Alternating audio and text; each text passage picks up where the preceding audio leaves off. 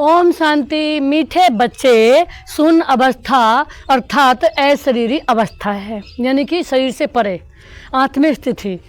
बाबा कहते हैं इसी अवस्था में रहने का अभ्यास करो। बाबा कहते हैं इसी अवस्था में रहो, अशरीरी अवस्था में रहो, क्योंकि हम हैं ही आत्मा, हम हैं ही उस प्यारे मीठे बाबा की, शिव बाबा की संतान। आज प्रश्न में बाबा ने दिया सबसे ऊंची मंजिल कौन सी है, उसकी प्राप्ति कैसे होगी। बाबा ने उत्तर में दिया संपूर्ण सिविलाइज्ड बनना, ये ऊंच मंजिल है। कर्मेंद्रिय में जरा भी चलायमानी न हो तब संपूर्ण सिविलाइज्ड बनेंगे। जब ऐसी अवस्था हो तब 20 की बादशाही मिल सकती है। बाबा ने कहा तब ऐसी अवस्था हो जब 20 की बादशाही मिल सकती है। गायन भी है चढ़े तो चाखे बैकुंठ रस, गिरे तो चकना चूर। बाबा ने कहा चढ़ते रहो, मंजिल ऊंची है अर्थात राजाओं का राजा बने, नहीं तो प्रजा। अब जांच करो मेरी वृत्ति कैसी है। बाबा कह रहे जांच करो, कोई भी भूल तो नहीं होती। बाबा कह रहे जांच करो कि हमारी बुद्धि सिवाय बाबा के कहीं और तो नहीं जाती, बुद्धि में कोई जरा भी चंचलता तो नहीं है, क्योंकि बाबा कह रहे हैं अब चंचलता का समय नहीं है। भगवान इतना शीतल बना रहा है, इतना आनंदमयी बना रहा है, इतना अखंड अनंत शीतल शांत पवित्र शुद्ध बना रहा है, तो हमें अपने शिव बाबा के अलावा हमें अपनी बुद्धि कहीं भी नहीं रखनी है। मन बड़ा शीतल रहेगा, अगर बाबा की याद रहेगी तो मन शीतल रहेगा, इसलिए बाबा की याद में रहना है। ओम शांति। आत्म अभिमानी हो बैठना है। बाप बच्चों को समझाते हैं कि अपने को आत्मा समझो। अब बाबा ऑलराउंडर से पूछते हैं सतयुग में आत्म अभिमानी होते हैं या देह अभिमानी। वहाँ तो ऑटोमेटिकली आत्म अभिमानी रहते हैं, घड़ी घड़ी याद करने की दरकार नहीं रहती। हाँ, वह ये समझते हैं कि बड़ा शरीर बड़ा हुआ, अब इसको छोड़ दूसरा नया लेना है। जैसे सर्प का मिसाल है ना, वैसे आत्मा भी ये पुराना शरीर छोड़ नया लेती है। भगवान मिसाल दे समझाते हैं तुम्हें सभी मनुष्यों को ज्ञान की भूं भूं कर आप समान ज्ञानवान बनाना है, जिससे परिस्तानी निर्विकारी देवता बन जाएं। ऊंचते ऊंच पढ़ाई है ना, मनुष्य से देवता बनना है। गायन भी है ना, मनुष्य को देवता किए। बाबा ने कहा करत न लागी बार, किसने किया? देवताओं ने नहीं किया, भगवान ही मनुष्य को देवता बनाते हैं। मनुष्य इन बातों को नहीं जानते। बाबा कह रहे हैं कि मनुष्य इन बातों को नहीं जानते कि देवी देवता बनाने वाला कौन है। देवी देवता बनाने वाले एक ही शिव बाबा हैं, एक ही परमपिता परमात्मा है, बाकी कोई और भी देवी देवता नहीं बना सकते हैं। बाबा कहते हैं तुम सब जगह पूछ सकते हो आपकी एम ऑब्जेक्ट क्या है, तो क्यों नहीं एम ऑब्जेक्ट की लिखत का छोटा पर्चा हुआ हो। बाबा ने कहा जो कोई भी पूछे तो उनको पर्चा दे दो जिससे समझ जाएं। बाबा ने बहुत अच्छी रीति समझाया है। इस समय ये कलयुगी पतित दुनिया है जिसमें महान अपरंपार दुख है। और बाबा ने कितनी सुंदर बात बताई कि महान अपरंपार दुख है। कहाँ सतयुग में अथाह सुखी थे, अथाह प्यार था, खुशी थी, और यहाँ अपरंपार दुख हैं, अथाह दुख हैं। क्यों? क्योंकि जहाँ आत्मा 100% खुशी रहने वाली थी, एक दो को खुश करने वाली थी, यहाँ उसके अगेंस्ट हो गई। आत्मा एक दो की देखकर ईर्ष्या करने वाली, एक दो को सहयोग करने वाली आत्मा नहीं रही। तो बाबा ने कहा यहाँ अपरंपार दुख है, आत्मा दुख दे रही है और दुख ले रही है। अब हम मनुष्य को सतयुगी पावन महान सुखधाम में ले जाने की सर्विस कर रहे हैं, वो रास्ता बताते हैं। ऐसे नहीं हम अद्वैत नॉलेज देते हैं। वो लोग शास्त्रों की नॉलेज को अद्वैत नॉलेज समझते हैं, वास्तव में वह कोई अद्वैत नॉलेज है नहीं। अद्वैत नॉलेज लिखना भी रोंग है, मनुष्य को क्लियर कर बताना है। ऐसी लिखित छपी हो जो झट समझ जाएं कि इनों का उद्देश्य क्या है। कलयुगी पतित भ्रष्टाचारी मनुष्यों को हम अपार दुखों से निकाल सतयुगी पवित्र श्रेष्ठाचारी अपार सुखों की दुनिया में ले जा रहे हैं, है ना। बाबा ने कहा बाबा ऐसे निबंध बच्चों को देते हैं, ऐसे क्लियर कर लिखना है, सब जगह ऐसी तुम्हारी लिखत रखी हो। वह झट निकाल कर कलयुगी पतित दुखधाम के मनुष्य हैं, ये हमको अपार सुखों में ले जाते हैं। तो ऐसे एक अच्छा पर्चा बनाना है। बाबा ने कहा ऐसा पर्चा बनाना है कि बाबा हमें सुखधाम में ले जा रहे हैं। जैसे बाबा ने भी छपाया था, सतयुगी हो या कलयुगी, परंतु मनुष्य समझते थोड़े ही हैं, रत्नों को भी पत्थर समझकर फेंक देते हैं। पता ही नहीं कि भगवान हमें इतना ज्ञान रतन देने आए, सद्बुद्धि देने आए। यह है ज्ञान रतन, वे समझते हैं शास्त्रों में रतन है। तुम क्लियर कर ऐसा बोलो जो समझो यहाँ तो अपार दुख हैं, दुखों की भी लिस्ट हो, कम से कम 1 से 1 तो ज़रूर हो। इस दुखधाम में अपार दुख हैं, ये सब लिखो, सारी लिस्ट निकालो। बाबा ने कहा इसमें अपार लिस्ट हैं। बाबा कहते हैं दूसरे बाबा क्या कह रहे हैं? बाबा कह रहे हैं कि बाबा ने कहा कि दूसरी तरफ फिर अपार सुख है, वहाँ दुख का नाम नहीं होता। बाबा कह रहे हैं कि वहाँ दुख का नाम नहीं होता सतयुग में। क्यों? वहाँ तेरी मेरी नहीं है, अथाह सुखों की दुनिया है। पता नहीं अंश मात्र भी कोई दुख, कोई टेंशन, कोई चिंतन, कोई कुछ सोचना कि कोई अप्राप्ति हो नहीं है। अब हम वहाँ राज्य अथवा सुखधाम में स्थापन कर रहे हैं, जो झट मनुष्यों का मुख बंद हो जाए, यह कोई समझते थोड़े ही हैं। इस समय दुखधाम है, इसको तो वे स्वर्ग समझ बैठे हैं। बड़े बड़े महल, नए नए मंदिर आदि बनाते रहते हैं। ये थोड़े ही जानते हैं कि ये सब खत्म हो जाने हैं। पैसे तो उनको बहुत मिलते हैं रिश्वत के। बाप ने समझाया है। बाबा क्या समझा रहे हैं? बाबा कह रहे हैं, बाबा ने कहा ये सब माया का, साइंस का घमंड है। मोटर, एरोप्लेन आदि ये सब माया का शो है। यह भी कायदा है ना, जब बात स्वर्ग की स्थापना करते हैं तो माया भी अपना भक्का दिखाती है। इसको कहा जाता है माया का पंप। अब तुम बच्चे सारे विश्व में शांति स्थापन कर रहे हो। अगर माया की कहाँ प्रवेशता हो जाती है तो बच्चों को अंदर खाता है। जब कोई किसके नाम रूप में फंस पड़ते हैं तो बाप समझाते हैं ये क्रिमिनलाइज है। कलयुग में है क्रिमिनलाइजेशन, सतयुग में सिविलाइजेशन। इन देवताओं के आगे सब माथा टेकते हैं। बाबा ने कहा देवताओं के आगे माथा टेकते हैं, यानी कि हम ही वो लक्ष्मी नारायण जैसे थे। हम देवी देवताओं के आगे सारी दुनिया माथा टेकती है, यानी कि हमारे पूज्य रूप से वरदान लेती है, शांति लेती है। तो बाबा कह रहे हैं हमारे पूज्य रूप से लोग शांति ले रहे हैं, लेकिन अब तो हम चैतन्य में हैं, तो क्यों ना हमें बाबा को इतना पल पल याद करना है। और बाबा की याद से जो शक्तियाँ हैं, खुशियाँ हैं, बाबा ने कहा वरदानी बोल हैं, वरदानी प्राप्तियां हैं, वो उन्हें वरदान कराने हैं। आप निर्विकारी, हम विकारी हैं, इसलिए बाप कहते हैं हर एक अपनी अवस्था को देखें। बाबा कह रहे हैं अपनी अवस्था को देखें। बड़े बड़े अच्छे महारथी अपने को देखें, हमारी बुद्धि किसके नाम रूप में जाती तो नहीं है। आज बाबा कह रहे हैं कि हम महारथियों को भी चेक करना है कि किसी के नाम रूप में ज़्यादा बुद्धि तो नहीं रहती। तो हम कह रहे हैं हाँ नहीं रहती, इतनी भी नहीं रहती। किसी से हमारा आपस में साथी में भी इतना अटैच है कि 2 दिन को भी कहीं नहीं जा सकते, कि नहीं आराम से जा सकते हैं, चले जाते हैं, घूम भी आए। तो बाबा कह रहे हैं कि इतना, यानी कि अगर कहीं सेवार्थ जा रहा है, कोई इनविटेशन दे रहा है, तो उसमें बाबा ने कहा जाने में क्या होता है, हमारी सेवा समाई हुई होती है, हमें ही फायदा होता है। बाबा कहते हैं फलानी बहुत अच्छी है, यह करे कुछ अंदर में आता है। ये तो बाबा जानते, इस संपूर्ण सिविलाइज्ड कोई है नहीं, जरा भी चलाई मानी नहीं आए, बहुत मेहनत है। कोई विरले ऐसे होते हैं, आंखें कुछ ना कुछ जरूर धोखा देती हैं। बाबा ने कहा आंखें धोखा देती हैं, ये आंखें ही सबसे ज़्यादा पाप कराती हैं। वो आंखों से ही, आंखों को ही प्योर बनाना, यानी कि आंखें जब देखें दूसरों के अंदर आत्मा देखें, दूसरों के अंदर फरिश्ता रूप देखें, यानी कि इन आँखों को हमें सेवा में लगाना है। इन आँखों से दूसरों को शक्ति मिले, शांति मिले, खुशी मिले, वरदान मिले, नैनों से पवित्रता मिले। जिसको भी देखो, देखते ही वो पवित्र बन जाए, वो सदा के लिए माला माल हो जाए, सदा के लिए बाबा का बन जाए। बाबा ने कहा नज़रों से निहाल, सदा के लिए वो हर उसकी इच्छा पूरी हो जाए, सदा के लिए प्राप्ति से संपन्न हो जाए, बाबा का बन जाए, भगवान का बन जाए। तो बाबा कहते हैं ड्रामा किसकी सिविलाइज जल्दी नहीं बनाएगा, खूब पुरुषार्थ कर अपनी जांच करनी है। कहाँ हमारी आंखें धोखा तो नहीं देती हैं। विश्व का मालिक बनना बड़ी ऊंच मंजिल है, चढ़े तो चाखे, अर्थात राजाओं का राजा बने, गिरे तो प्रजा में चले जाएंगे। आजकल तो कहेंगे भिखारी जमाना है, बल कितने बड़े आदमी हैं, समझो कीन है। उनके अंदर भी डर रहता होगा कि कहाँ कोई हमें उड़ाने दे। हर एक मनुष्य में अशांति है, कोई बच्चे भी कितनी अशांति फैलाते हैं। तुम शांति स्थापन कर रहे हो तो पहले तो खुद शांति में रहो, तब दूसरे में भी वे बल भरें।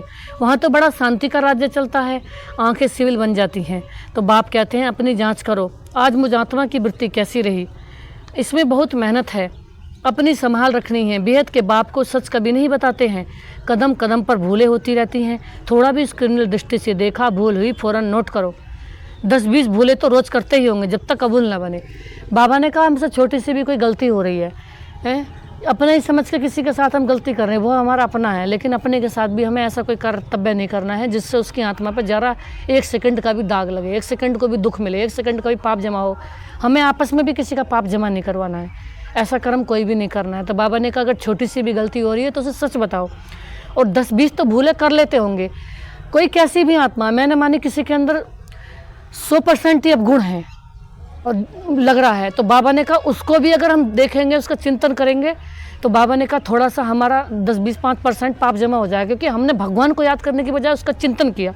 तो बाबा कहते हैं ऐसी आत्माओं के लिए भी हमें चिंतन करते हैं तो ये हमारी भूल हो गई। तो बाबा ने कहा इसलिए बाबा को रोज़ लेटर लिखना है कि हमें ये गलती नहीं करनी है। तो बाबा कहते हैं देवाभिमान में से कुछ ना कुछ पाप जरूर होगा, वह अंदर खाता रहेगा। कई तो समझते ही नहीं है कि भूल किसको कहते हैं। बाबा ने कहा समझते ही नहीं है। जानवर समझते हैं क्या? तुम इस ज्ञान के पहले बंदर बुद्धि थे, अब कोई 50%, कोई 10%, तो कितना चेंज हो जाते हैं। ये आँखें तो बहुत धोखा देने वाली हैं, सबसे तीखी आँखें हैं। बाबा ने कहा ये आँखें सबसे तीखी हैं। बाप कहते हैं तुम आत्मा ऐसे ही आई थी, सही नहीं था क्या? अभी तुमको पता है कि दूसरा कौन सा शरीर लेंगे, किसके संबंध में जाएंगे, मालूम नहीं पड़ता। घर में सुन रहते हैं, आत्मा बिल्कुल ही सुन हो जाती है।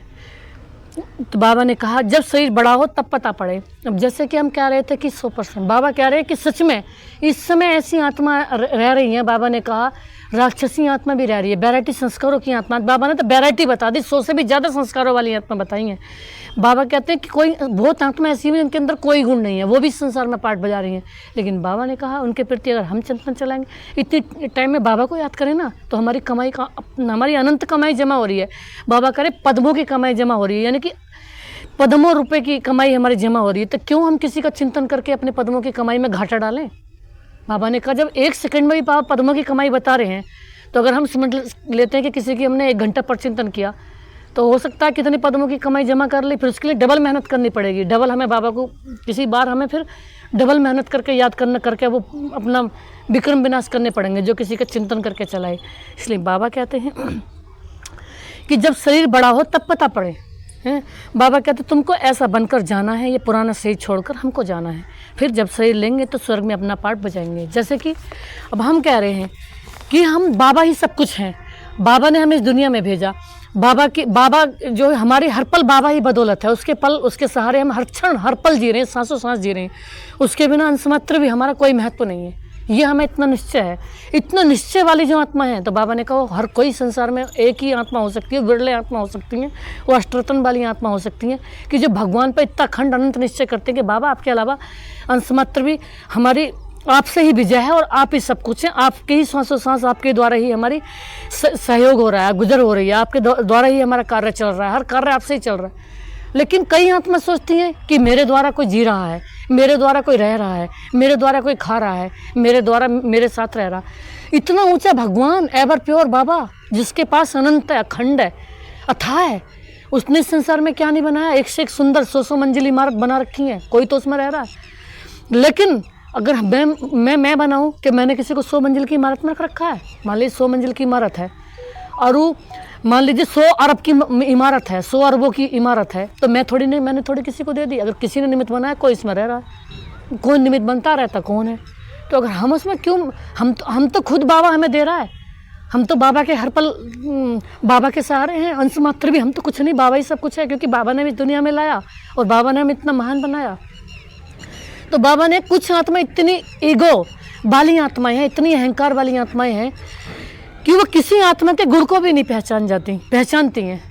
जैसे कि सब दादियाँ इतने बड़े बड़े घर की थीं और उन्होंने बाबा के यज्ञ में वो इतने अरबपति घरों की थीं और बाबा के यज्ञ में उन्होंने जैसा भी ऊपर नीचे खाया पिया, चाहे पूरे दिन में कुछ खाया ना खाया, ऊपर थोड़ा बहुत खा लिया, 1-2 बार खा लिया या ना मिला, ऐसे ही उन्होंने बाबा उसमें रह करके पल पल सांसों सांस बाबा को याद किया।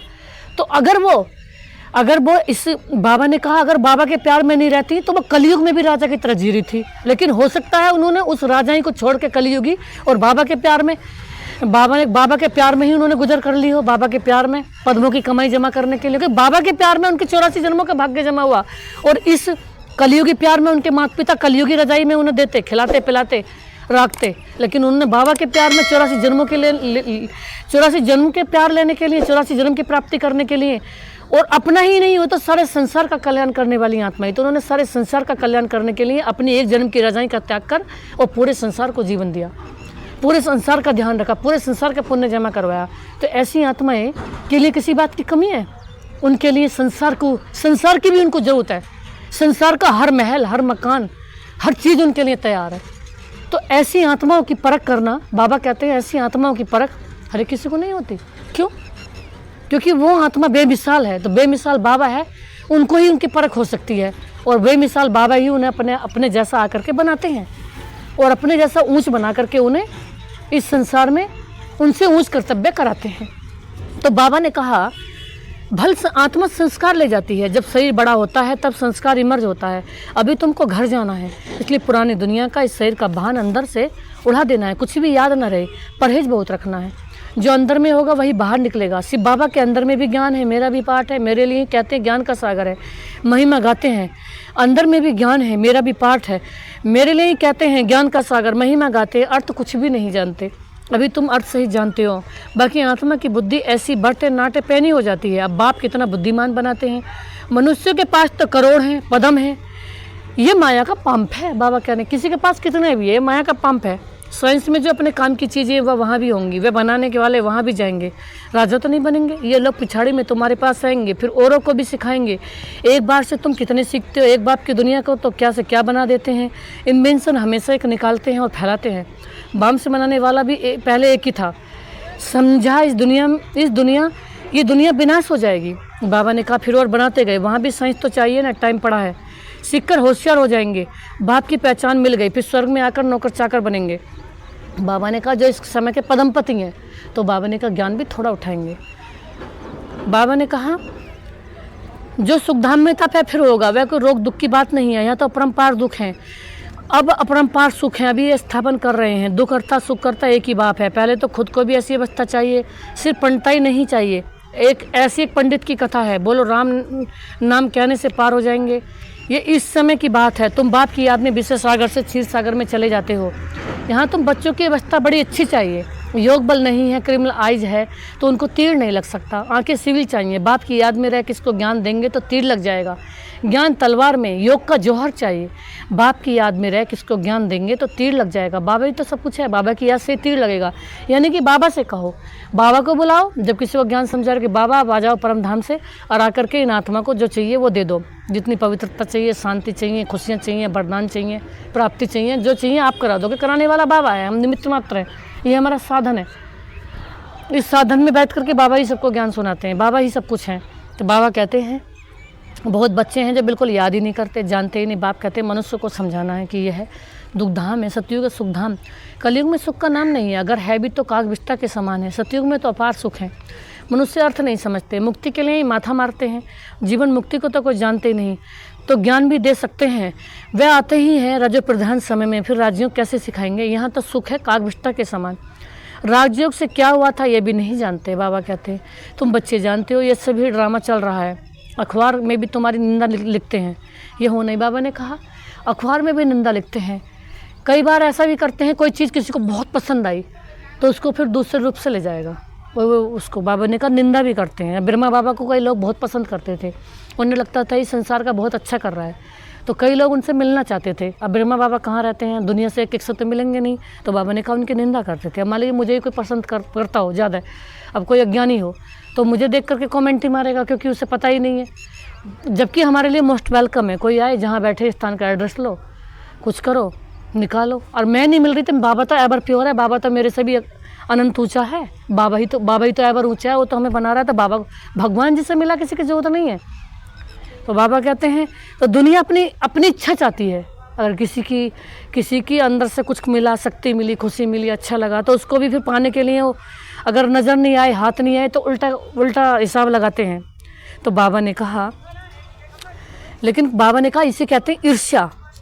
बाबा ने कहा अबलाओं पर किस्म किस्म के सितम आते हैं, दुनिया में अनेक दुख हैं, अभी कोई सुख है थोड़े ही। भल कितना भी बड़ा साहूकार है, बीमार हुआ, अंधा हुआ तो दुख होता है ना। दुखों की लिस्ट में सब लिखो। रावण राज्य कलयुग के अंत में ये सब बातें हैं। सतयुग में दुख की एक बात नहीं होती, सतयुग में होकर गया ना। अभी संगम युग है, बाप भी संगम पर ही आते हैं। अभी तुम जानते हो 5000 वर्ष में हम क्या क्या जन्म लेते हैं, कैसे सुख से फिर दुख में आते हैं। जिनको सारा ज्ञान बुद्धि में है, धारणा वे समझा सकते हैं। बाप तुम बच्चों की झोली भरते हैं, गान भी है ना, धन दिए धन ना खुटे। बाबा ने कहा कभी नहीं खुटता। हम मनसमात्री बाबा को दे सकते हैं क्या, ये तो हमारा देवभान है। और देवभान है, और कई बार ऐसा भी होता है कि अब हम बाबा के लिए तो हमने सारा कुछ छोड़ के, सारी दुनिया का त्याग करके बाबा के लिए हम बाबा के बने। बाबा ने हमें अपना बनाया। बाबा ने हम पर अनंत एहसान करे, अखंड अनंत कि अपना बनाया।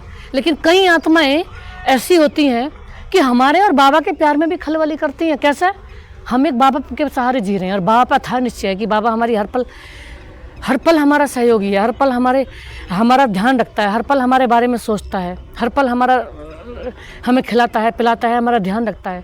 तो कई क्या आत्मा कहते हैं बाबा से हमें दूर रखना चाहती हैं कि बाबा की बजाय अल्पकाल के धन में हमारा मोह लगवाती हैं, अल्पकाल की प्राप्तियों में, अल्पकाल की व्यर्थ में, मैंपन में हमारा ध्यान खिंचवाती हैं।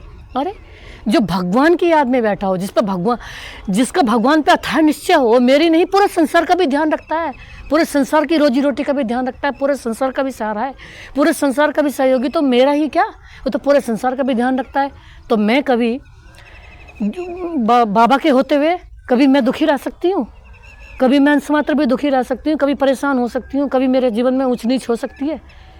जिसका साथी है भगवान, जिसका सर्व संबंधी है भगवान, जिसका सब कुछ है भगवान, जिसका साजन है भगवान, तो बाबा कहते हैं ये होती है अभिमान वाली आत्माओं के संग रहने का प्रभाव, कि वो भगवान के प्यार में गड़बड़ कर देती हैं और इधर की अल्पकाल की प्राप्तियों के पीछे भागती हैं कि कोई पैसा दे, कोई ये दे, कोई वो दो, कोई सहयोग दे, कुछ ये करे। अरे क्यों हम कहें किसी से, क्यों हम अपना मांगें, क्यों किसी के चक्कर में पड़े? हम पढ़ें तो उस प्यारे पिता, जो मेरा पिता है, मेरा परमात्मा है, मेरा सब कुछ है, मेरा दोस्त है, मेरा साथी है, मेरा साजन है, वो मेरा सब कुछ है, अनंत संबंधी है, उस सारे संबंधों का संबंधी है, मेरा सब कुछ है वो, उसी से उस पर विश्वास रखें ना। उसको तो पहले से पहले ही पता है मुझे क्या चाहिए, और हर पल उसने चमत्कार करा है। हम क्या बताएं, हर पल उसने हमारे साथ चमत्कार करा है। तो बहुत सारी जीवन की ऐसी बातें हैं जो हमारे दिल में है, और दिल में ही हम अपने रखते हैं। क्यों? तो दिलवर क्या नहीं हमारे लिए पहले से एडवांस में रखता है, जो हमारी सोच से भी बाहर है। तो हम ऐसे बाबा को क्यों ना पल पल याद करें। और बात रही ऐसी कि किसी आत्मा के चक्कर में, तो बाबा ने कहा मान लीजिए मैं ही किसी को दुख दूं, कब तक दूंगी? एक न एक दिन तो संसार में उसका रिजल्ट निकलेगा। कोई मुझे ही दुख दे रहा है, मुझे ही देख के ईर्ष्या कर रहा है, कब तक करेगा? एक न एक दिन तो संसार में उसको अपने मुँह की हार खानी पड़ेगी, उसे संसार में उसका रिजल्ट निकलेगा। तो बाबा कह रहे हैं बाप तुम बच्चों की झोली भर रहे हैं, गायन भी हैं। तो बाबा कह रहे हैं बाबा हमें हर पल दे रहे हैं, और बाबा हमें हर पल दे रहे हैं, और बाबा के चक्कर में और बाबा के प्यार में कोई बीच में ही टांग अड़ाए कि हम भी कुछ हैं, मैं अंश मात्र भी कुछ नहीं हूँ, मेरा सिर्फ बाबा सब कुछ है। और मैं किसी भी आत्मा को, मेरे साथी कोई रह रहा है, मैं सोचूं मैं अंश मात्र भी उसकी सहायक हूँ, कुछ नहीं हूँ मैं, बाबा ही सब कुछ है। बाबा तो ऑल वर्ल्ड का अथाह ऊंचा, बाबा तो ऑलमाइटी सुप्रीम गॉड है, और मैं अपने मैं फंस के किसी को सोचूं मैं इसको कुछ दे रही हूँ, मैं अंश मात्र भी कुछ नहीं दे सकती, मैं कुछ नहीं, बाबा ही सब कुछ है। तो ये हुआ हमारा झूठा अभिमान, ये हुआ पाप का खाता, कि अगर हम बिना मतलब के मैं कर रहे हैं। भगवान तो सारी दुनिया को चला रहा है, सारी दुनिया का ध्यान रख रहा है, और हम अपने मैं टांग अड़का रहे हैं। सारी दुनिया के लिए क्या नहीं बना रखा है इस संसार में। आज के ज़माने में भी बड़े बड़े लोगों के पास वो सोने के कपड़े पहन रहे हैं, हीरे के गहने पहनते हैं, उनके हीरे सोने के घर हैं आज के दुनिया में भी, और हमारे पास कुछ नहीं है फिर भी। तो बाबा हमें जो दे रहा है हमें उसमें खुश रहना है, लेकिन कई हमारी खुशी फिर भी भंग कर रहे हैं। हम बाबा के प्यार में हम कैसे भी स्थान पर रह रहे हैं, लेकिन फिर भी वो सोच रहे हैं जन मेरी वजह से रह रहे हैं, जन मेरे लिए मेरी उस पर रह रहे हैं। तो बाबा ने कहा वो आत्मा अपना ही मुँह की खाएगी एक दिन, जो मैं करके हर पल मैं कर रही है, संसार के बीच से मैं का फल भुगतना पड़ेगा जब उसका रिजल्ट निकलेगा। लेकिन हम अपने को ध्यान में ये रखें कि हमें तो मैं नहीं है 1% भी, हम तो अंश मात्र कुछ भी नहीं। तो बाबा कहते हैं बाबा ही सब कुछ है। तो बाबा ने कहा हिसाब है ना, देते नहीं तो मिलेगा कहाँ से, वृद्धि कहाँ से? ये सब अविनाशी ज्ञान रहता है, नंबरवार तो हर बात में होते हैं। ये तुम्हारी रूहानी सेना है। कोई रूह जांच कर ऊंच पद पाएंगे, कोई तो रूह प्रजापद पाएंगे, जैसे कल पहले पाया था। अच्छा मीठे मीठे सिक्के दे बच्चों प्रति माता पिता बाप दादा का याद पे गुड मॉर्निंग, नमस्ते बाबा नमस्ते, शुक्रिया बाबा शुक्रिया, आपका था शुक्रिया बाबा, जो आपने दिया उसके लिए था शुक्रिया बाबा ने जो दिया। मान लीजिए कोई चीज़ है मुझे 1% भी पसंद नहीं है, लेकिन बाबा ने मुझे दिया है तो उसके शुक्रिया बोलूँ। इच्छाएं तो अगर इच्छा रखेंगे तो हमें दुख होगा, इच्छा नहीं रखेंगे तो बाबा ने कहा उसमें ही हमें अथाह खुशी मिलेगी। क्यों? अब हमारी कोई इच्छा नहीं है। बाबा ने कहा अब इच्छा वही है कि बाप जैसा अच्छा बनने की इच्छा है बस, क्योंकि हम इस समय अपने लिए नहीं है, एक सेकंड में सारे संसार की सेवा के लिए हैं, सारे संसार के कल्याण के लिए हैं। तो बाबा जो हमें रख रहा है, बाबा जो हमें खिला रहा है, बाबा जो हमें पिला रहा है, बाबा जहाँ रख रहा है, तो संसार की सेवा के लिए रख रहा है ना। तो बाबा से कहो अथाह शुक्रिया क्या। तो हमें अब अथाह खुशी ये है कि वाह हम बाबा ने हमें अथाह दिया और संसार की सेवा के निमित्त बनाया। धारणा के लिए मुख्य सार है अपनी संभाल करने के लिए कदम कदम पर जांच करनी है कि आज मुझे आत्मा की वृत्ति कैसी रही, आंखें सिबिल रही, देह अभिमान बस कौन सा पाप तो नहीं हुआ। सेकंड में बुद्धि में अविनाशी ज्ञान धन धारण कर पे दान करना, ज्ञान तलवार से याद का जौहर बनना, ज्ञान तलवार से बनना। बाबा ने कहा ज्ञान तलवार देनी।